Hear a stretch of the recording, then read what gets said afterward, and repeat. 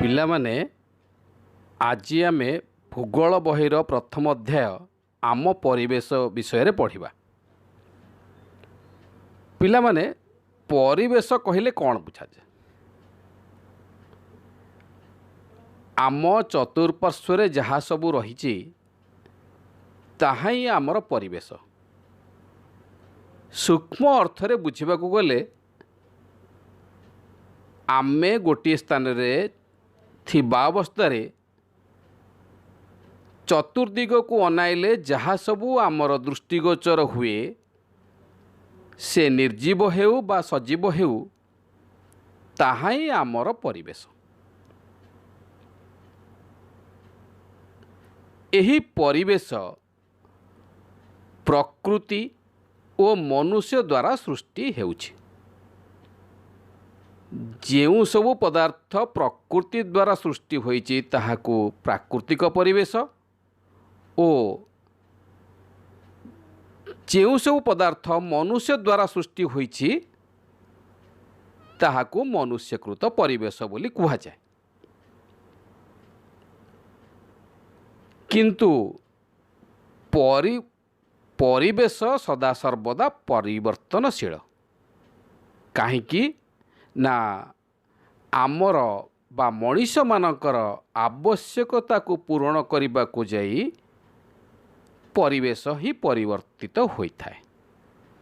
ତେଣୁ ଆମେ ଜାଣିଲେ ଯେ ପରିବେଶ ପରିବର୍ତ୍ତନରେ ମନୁଷ୍ୟ ହିଁ ମୁଖ୍ୟ ଭୂମିକା ଗ୍ରହଣ କରିଥାଏ। ଆମେ ତ ଜାଣିଲେ ଗୋଟିଏ ହେଲା ପ୍ରକୃତି ଦ୍ୱାରା ସୃଷ୍ଟି ପରିବେଶ, ଆଉ ଗୋଟେ ମଣିଷକୃତ ପରିବେଶ। ପ୍ରାକୃତିକ ପରିବେଶ କହିଲେ ଆମେ ଭୌତିକ ପରିବେଶ ଓ ଜୈବିକ ପରିବେଶକୁ ହିଁ ବୁଝିଥାଉ। ପିଲାମାନେ ଭୌତିକ ପରିବେଶ କହିଲେ କ'ଣ ବୁଝ? ଭୌତିକ ପରିବେଶ କହିଲେ ଜୀବନ ବିହୀନ ଜଡ଼ ପଦାର୍ଥକୁ ନେଇ ଭୌତିକ ପରିବେଶ ଗଠିତ, ଯଥା ପୃଥିବୀର ସ୍ଥଳଭାଗ, ଜଳଭାଗ ଓ ବାୟୁମଣ୍ଡଳକୁ ନେଇ ଏହି ଭୌତିକ ପରିବେଶ ହିଁ ଗଠିତ। ଆମେ ଜାଣିଛେ ପୃଥିବୀର ସ୍ଥଳଭାଗକୁ ଅଶ୍ମମଣ୍ଡଳ, ଜଳଭାଗକୁ ବାରିମଣ୍ଡଳ ଓ ପୃଥିବୀ ଉପରେ ଘେରି ରହିଥିବା ପତଳା ବାୟୁସ୍ତରକୁ ବାୟୁମଣ୍ଡଳ କୁହାଯାଏ। ପିଲାମାନେ ଏବେ ଆମେ ଅଶ୍ମମଣ୍ଡଳ ବିଷୟରେ ଆଲୋଚନା କରିବା। ଅଶ୍ମମଣ୍ଡଳ କହିଲେ ଆମେ ପୃଥିବୀର କଠିନ ଭୂତ୍ୱକ ବା ଶକ୍ତ ଉପରି ଭାଗକୁ ହିଁ ବୁଝୁ। ଏହା ବିଭିନ୍ନ ଖଣିଜ ଦ୍ରବ୍ୟ ଓ ଶିଳାରେ ଗଠିତ। ଏହାର ଉପରି ଭାଗରେ ମୃତ୍ତିକାର ଏକ ପତଳା ଆବରଣ ରହିଛି। ପର୍ବତ, ମାଳଭୂମି, ସମତଳ ଭୂମି ଓ ଉପତ୍ୟକା ଆଦି ଭୂମିରୂପ ଯୋଗୁଁ ଭୂପୃଷ୍ଠ ଆମର ଅସମାନ ହୋଇଥାଏ। ଏହି ଭୂମିରୂପ ଉଭୟ ସ୍ଥଳଭାଗ ଓ ସମୁଦ୍ର ଶଯ୍ୟାରେ ରହିଛି।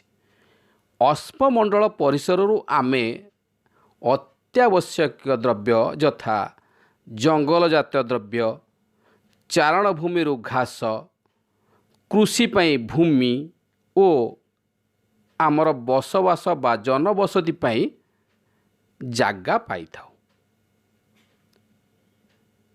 ଏହାପରେ ଆମେ ବାରିମଣ୍ଡଳ ବିଷୟରେ ବୁଝିବା। ପୃଥିବୀର ସମସ୍ତ ଜଳରାଶିକୁ ବାରିମଣ୍ଡଳ କୁହାଯାଏ। ବିଭିନ୍ନ ପ୍ରକାର ଜଳରାଶି ଯଥା ନଦୀ, ହ୍ରଦ, ସମୁଦ୍ର, ମହାସାଗର ଆଦିକୁ ନେଇ ଏହା ଗଠିତ। ଏହା ସମସ୍ତ ପ୍ରାଣୀ ଓ ଉଦ୍ଭିଦ ପାଇଁ ଏକ ଅତ୍ୟାବଶ୍ୟକ ଉପାଦାନ ଅଟେ। ଏବେ ଆମେ ବାୟୁମଣ୍ଡଳ ବିଷୟରେ ପଢ଼ିବା। ପୃଥିବୀର ଚତୁର୍ଦିଗରେ ଘେରି ରହିଥିବା ପତଳା ଗ୍ୟାସୀୟ ଆବରଣୀକୁ ବାୟୁମଣ୍ଡଳ କୁହାଯାଏ। ପିଲାମାନେ ତୁମମାନଙ୍କ ମନରେ ଗୋଟିଏ ପ୍ରଶ୍ନ ଉଠୁଥିବ, ଗ୍ୟାସୀୟ ସ୍ତରଟି ପୃଥିବୀ ଉପରେ ରହୁଛି, ଅନ୍ୟ ଆଡ଼େ ଚାଲିଯାଉନି କାହିଁକି? ଆମ୍ଭେମାନେ ଏବେ ଏକ ଛୋଟ ପରୀକ୍ଷା କରିବା। ତୁମେ ଯଦି ଗୋଟିଏ କଲମକୁ ହାତରେ ଧରି ଛାଡ଼ିଦେବ ତାହା ଉପରକୁ ନ ଯାଇ ତଳକୁ ଖସି ପଡ଼ୁଛି। ତାହାର କାରଣ ପୃଥିବୀର ମାଧ୍ୟାକର୍ଷଣ ବଳ ହିଁ କଲମଟିକୁ ତଳକୁ ଟାଣିଲା। ସେହିପରି ପୃଥିବୀର ମାଧ୍ୟାକର୍ଷଣ ବଳ ଯୋଗୁଁ ବାୟୁସ୍ତରଟି ପୃଥିବୀ ଉପରକୁ ଲାଗିକରି ରହିଛି। ବାୟୁମଣ୍ଡଳରୁ ଆମେ ସବୁ କ'ଣ ସୁବିଧା ପାଉଛୁ? ବାୟୁମଣ୍ଡଳ ସୂର୍ଯ୍ୟଙ୍କ ଠାରୁ ଆସୁଥିବା କ୍ଷତିକାରକ ରଶ୍ମି ତଥା ଅତ୍ୟଧିକ ଉତ୍ତାପରୁ ଆମକୁ ରକ୍ଷା କରିଥାଏ। ବିଭିନ୍ନ ଗ୍ୟାସ୍, ଧୂଳିକଣା ଓ ଜଳୀୟ ବାଷ୍ପକୁ ନେଇ ଏହି ବାୟୁମଣ୍ଡଳ ଗଠିତ। ପ୍ରତ୍ୟେକ ପ୍ରାଣୀ ତା'ର ଶ୍ୱାସକ୍ରିୟାରେ ଗ୍ରହଣ କରୁଥିବା ଅମ୍ଳଜାନ ଓ ଉଦ୍ଭିଦମାନେ ଶ୍ୱାସକ୍ରିୟାରେ ଗ୍ରହଣ କରୁଥିବା ଅଙ୍ଗାରକାମ୍ଳ ବାୟୁମଣ୍ଡଳରୁ ହିଁ ପାଇଥାନ୍ତି। ବାୟୁମଣ୍ଡଳର ପରିବର୍ତ୍ତନ ଯୋଗୁଁ ପାଣିପାଗ ଓ ଜଳବାୟୁର ପରିବର୍ତ୍ତନ ହୋଇଥାଏ। ଆମେମାନେ ବର୍ତ୍ତମାନ ବିଭିନ୍ନ ପ୍ରକାର କଳକାରଖାନା ଓ ଗାଡ଼ିର ବ୍ୟବହାର ଫଳରେ ନିର୍ଗତ ଧୂଆଁ ଯୋଗୁଁ ଆମର ବାୟୁମଣ୍ଡଳ ଦୂଷିତ ହେବା ତୁମେମାନେ ଜାଣିଛ। ଏବେ ଆମେ ଜୈବମଣ୍ଡଳ ବିଷୟରେ ପଢ଼ିବା। ଉଭୟ ପ୍ରାଣୀ ଓ ଉଦ୍ଭିଦମାନଙ୍କୁ ନେଇ ଜୈବମଣ୍ଡଳ ଗଠିତ, ଯଥା ମନୁଷ୍ୟ, ପ୍ରତ୍ୟେକ ଜୀବଜନ୍ତୁ, କୀଟପତଙ୍ଗ ଓ ଉଦ୍ଭିଦକୁ ନେଇ ଏହା ଗଠିତ ହୋଇଛି। ଜୈବମଣ୍ଡଳ ସର୍ବଦା ଭୌତିକ ମଣ୍ଡଳ ଯଥା ବା ଭୌତିକ ପରିବେଶ ଯଥା ଅଶ୍ମମଣ୍ଡଳ, ବାରିମଣ୍ଡଳ ଓ ବାୟୁମଣ୍ଡଳ ଉପରେ ନିର୍ଭରଶୀଳ। କାରଣ ଖାଦ୍ୟ ଓ ବାସ ପାଇଁ ଆମେ ବିଶେଷ କରି ଅଶ୍ମମଣ୍ଡଳ ଉପରେ ନିର୍ଭର କରିଥାଉ। ଜଳ ପାଇଁ ଆମେ ବାରିମଣ୍ଡଳ ଉପରେ ନିର୍ଭର କରିଥାଉ ଏବଂ ନିଶ୍ୱାସ ଗ୍ରହଣ ପାଇଁ ଆମେ ବାୟୁମଣ୍ଡଳ ଉପରେ ନିର୍ଭର କରିଥାଉ। ଏବେ ଆମେ ପରିସଂସ୍ଥା ବିଷୟରେ ପଢ଼ିବା। ପରିସଂସ୍ଥା କହିଲେ କ'ଣ? ସମସ୍ତ ବୃକ୍ଷଲତା, ପ୍ରାଣୀ ଓ ମନୁଷ୍ୟ ବଞ୍ଚିବା ପାଇଁ ପରିବେଶ ଉପରେ ନିର୍ଭର କରିଥାନ୍ତି। ତେଣୁ ପ୍ରାଣୀ, ଉଦ୍ଭିଦ ଓ ମନୁଷ୍ୟମାନଙ୍କର ପରସ୍ପର ସହିତ ତଥା ସେମାନଙ୍କର ପରିବେଶ ସହିତ ଗଢ଼ି ଉଠିଥିବା ନିବିଡ଼ ସମ୍ପର୍କ ତଥା ନିର୍ଭରଶୀଳତା ହିଁ ପରିସଂସ୍ଥା। ପିଲାମାନେ, ଆମ ଓଡ଼ିଶାରେ ଯେଉଁଭଳି ଉଦ୍ଭିଦ ଓ ଅଶ୍ମମଣ୍ଡଳ ବା ମାଟି ଦେଖୁଛ, ରାଜସ୍ଥାନ କିମ୍ବା ଅନ୍ୟ ରାଜ୍ୟରେ ସେଭଳି ଉଦ୍ଭିଦ ବା ଅଶ୍ମମଣ୍ଡଳ ଦେଖିବାକୁ ପାଇବ ନାହିଁ। ଆମର ଏଠାରେ ବଡ଼ ବଡ଼ ଗଛ ଦେଖିବାକୁ ମିଳୁଥିବା ବେଳେ ରାଜସ୍ଥାନରେ ଛୋଟ ଛୋଟ କଣ୍ଟା ଜାତୀୟ ଉଦ୍ଭିଦ ଦେଖିବାକୁ ମିଳେ ଓ ଚାରିଆଡ଼େ ବାଲିମୟ ଦେଖିବାକୁ ମିଳେ।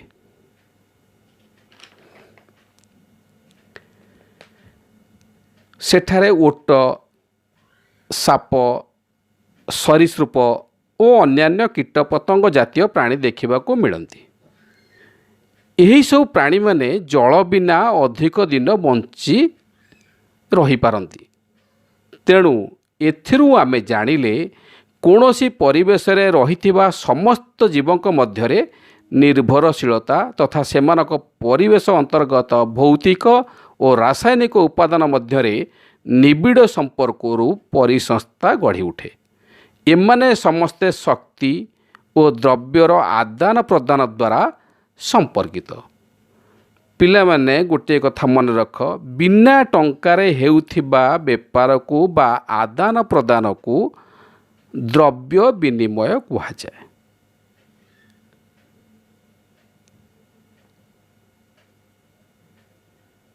ଆମେମାନେ ପୃଥିବୀପୃଷ୍ଠ ଉପରେ ବିସ୍ତୃତ ଚିରହରିତ ଅରଣ୍ୟ, ଚାରଣଭୂମି, ମରୁଭୂମି, ପର୍ବତ, ହ୍ରଦ, ନଦୀ, ପୁଷ୍କରିଣୀ, ମହାସାଗର ମଧ୍ୟରେ ଭିନ୍ନ ଭିନ୍ନ ପ୍ରକାରର ପରିସଂସ୍ଥା ଦେଖିବାକୁ ପାଉ। ଏ ଗଲା ପରିସଂସ୍ଥା ବିଷୟରେ ପାଠ। ବର୍ତ୍ତମାନ ଆମେ ମାନବୀୟ ପରିବେଶ ଉପରେ ପଢ଼ିବା। ମନୁଷ୍ୟ ନିଜର ଆବଶ୍ୟକତା ପୂରଣ ପାଇଁ ପ୍ରାକୃତିକ ପରିବେଶ ଉପରେ ନିର୍ଭର କରିଥାଏ, ଯାହାଫଳରେ ପରିବେଶରେ ପରିବର୍ତ୍ତନ ହୁଏ। ଆଦିମ ମଣିଷମାନଙ୍କର ଆବଶ୍ୟକତା ଖୁବ୍ କମ୍ ଥିଲା। ସେମାନେ ପ୍ରକୃତି ସହିତ ଖାପ ଖୁଆଇ ଚଳୁଥିଲେ। କ୍ରମଶଃ ମଣିଷମାନଙ୍କର ଆବଶ୍ୟକତା ବୃଦ୍ଧି ପାଇଲା, ମଣିଷ ସଂଖ୍ୟା କ୍ରମଶଃ ବୃଦ୍ଧି ପାଇଲା।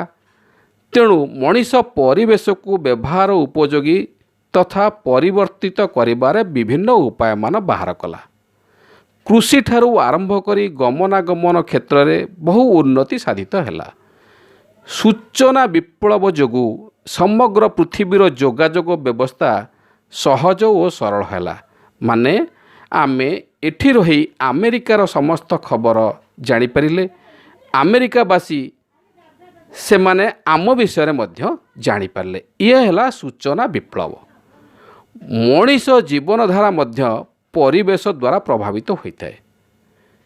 କାହିଁକି ନା ଖରାଦିନେ ଯେମିତି ଆମକୁ ତରଭୁଜ ଏବଂ ଶୀତଳ ପାନୀୟ ପିଇବା ପାଇଁ ଭଲ ଲାଗେ, ଶୀତଦିନେ ଗରମ ମୁଢ଼ି ଓ ଗରମ ବାଦାମ ଏବଂ ଗରମ ଚା ପିଇବାକୁ ଭଲ ଲାଗିଥାଏ।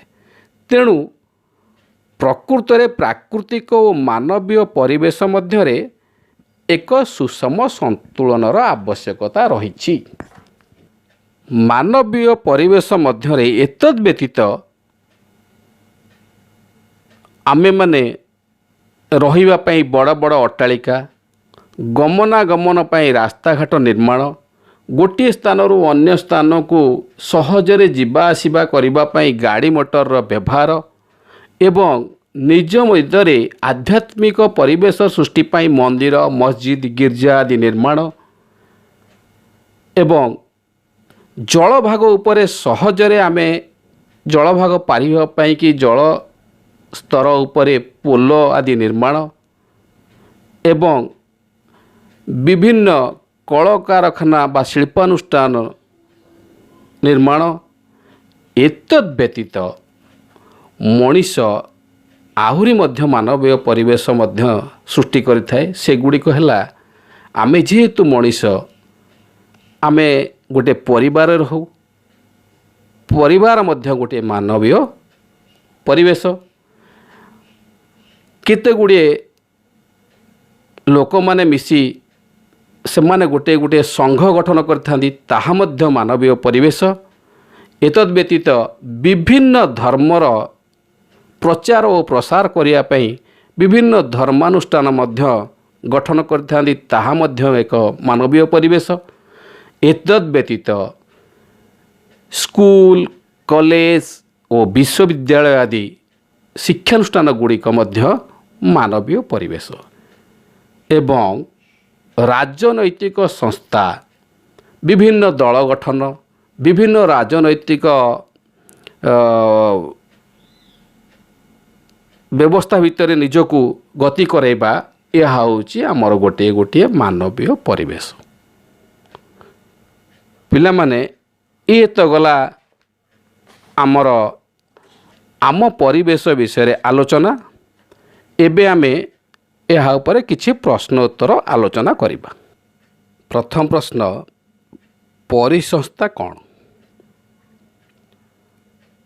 ପରିବେଶରେ ଥିବା ସମସ୍ତ ପ୍ରାଣୀ, ଉଦ୍ଭିଦ ଓ ମନୁଷ୍ୟଙ୍କର ପରସ୍ପର ସହିତ ତଥା ସେମାନଙ୍କର ପରିବେଶ ସହିତ ଗଢ଼ି ଉଠିଥିବା ନିର୍ଭରଶୀଳତାରୁ ହିଁ ପରିସଂସ୍ଥା ସୃଷ୍ଟି ହୋଇଥାଏ। ଦ୍ୱିତୀୟ ପ୍ରଶ୍ନ, ପ୍ରାକୃତିକ ପରିବେଶ କହିଲେ କ'ଣ ବୁଝାଏ? ଯେଉଁ ପରିବେଶ ପ୍ରକୃତି ଦ୍ୱାରା ସୃଷ୍ଟି ହୋଇଛି ତାହାକୁ ପ୍ରାକୃତିକ ପରିବେଶ କୁହାଯାଏ। ପ୍ରାକୃତିକ ପରିବେଶ ଦୁଇ ଭାଗରେ ବିଭକ୍ତ, ଯଥା ଭୌତିକ ପରିବେଶ ଓ ଜୈବିକ ପରିବେଶ। ଜଳ, ସ୍ଥଳ, ବାୟୁ ଭଳି ସମସ୍ତ ନିର୍ଜୀବ ପଦାର୍ଥକୁ ନେଇ भौतिक परिवेश गठित होइछि। प्राणी जगत और उद्भिद जगत भली जीवंत पदार्थ को नहीं भौतिक परिवेश सृष्टि होइछि, जैविक परिवेश सृष्टि होइछि। परिवेशर मुख्य अंश गुड़िक कौन? परिवेशर दुईटी मुख्य अंश होउछि प्राकृतिक परिवेश और मानवीय परिवेश, जहाँ मनुष्यकृत परिवेश। अश्ममंडल, वायुमंडल, बारिमंडल, जैवमंडल आदि प्राकृतिक परिवेशर उपादान होइतिला बेले रास्ताघाट, केनाल, शिल्प प्रतिष्ठान, जानवाहन इत्यादि मानवकृत परिवेशर उपादान अटंती। अश्ममंडल कौन? पृथ्वीर कठिन भूत्वक बा शक्त उपरी भाग को अश्ममंडल कहुए। यार उपरी भागरे मृत्तिकार एक पतला आवरण रही। यह विभिन्न खनिज द्रव्य और शिलार गठित। जैविक परिवेशर दुईटी मुख्य अंश कौन? जैविक परिवेशर दुईटी मुख्य अंश है प्राणी जगत और उद्भिद जगत। जैवमंडल काहाकू कहुए? जल, स्थल, वायु मध्य पारस्परिक संपर्क थिबा पतला स्तरटी को आमे जैवमंडल कहू।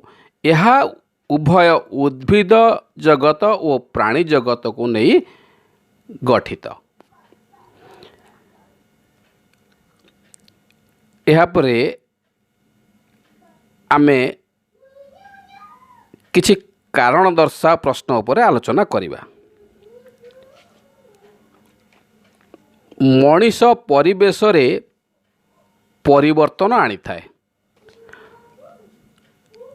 आदिम मनीषर आवश्यकता खूब कम थिला और से तार आवश्यकता पदार्थ सीधा सड़क तार चतुर्पार्श्वरु संग्रह करि पारुथला। मात्र कालक्रमे तार आवश्यकता वृद्धि घटिला। मनुष्य परिवेश को व्यवहार करी बा उपयोग करी ताहाको परिवर्तन करिबारे नूतन उपाय मान बाहर कला। से कृषि कार्य, पशुपालन, जानवाहन निर्माण, परिवहन और जोगाजोग व्यवस्था सृष्टि कला। फल मनुष्य द्वारा परिवेश रे अनेक परिवर्तन घटिला। प्राणी और उद्भिद परस्पर निर्भरशील। प्राणी जगत और उद्भिद जगत जीवन धारण पाई परस्पर उपरे सदा सर्वदा निर्भरशील। उद्भिद जगत प्राणी जगत को खाद्य जोगाइबा सह अन्यान्य आवश्यक पूर्ण करिथाए। प्राणी मानक वर्ज्य पदार्थ, मृत अवशेष मृत्तिकार उर्वरता वृद्धि करी उद्भिद को बढ़िबारे साहाय्य करिथाए। मनीष प्रकृतिर बिना सहायतार चली पारे नाही। मनुष्य तार आवश्यकता मेंटेइबा पाई प्राकृतिक परिवेश उपरे ही निर्भर करिथाए। श्वासक्रिया पाई पवन, पीवा पाई पानी, खाइबा पाई खाद्य, घर पाई भूमि आदि जीवन धारण समस्त आधार मनीष प्रकृति ही पाई थाए।